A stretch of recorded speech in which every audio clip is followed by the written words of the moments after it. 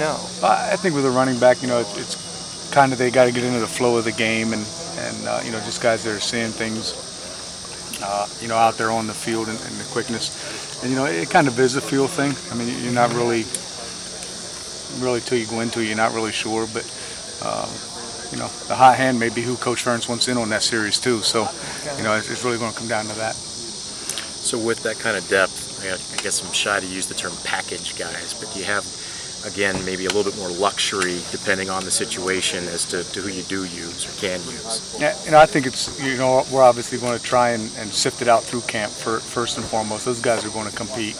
And, exactly. I can't sit here and say, if it's going to be 2 guys, 3 guys, shoot 4 guys. I just can't sit here and honestly say that we have an answer to that right now. And we'll just kind of wait to see through camp and let it shake out. What did you learn about Brandon Wegher last year? I mean, I know he was a guy who came to you. I think he started his strength and conditioning stuff in 6th grade.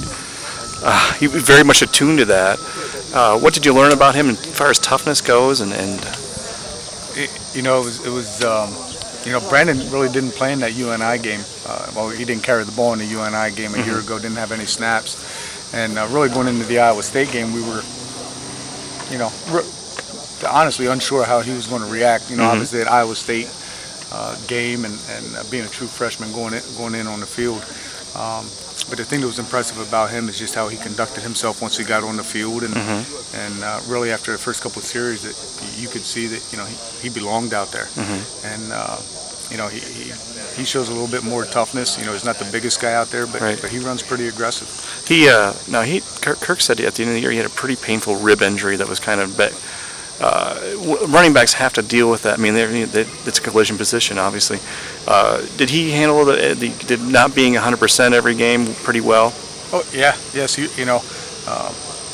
got the rib injury against Michigan State last year. He caught on that screen pass. Yep. And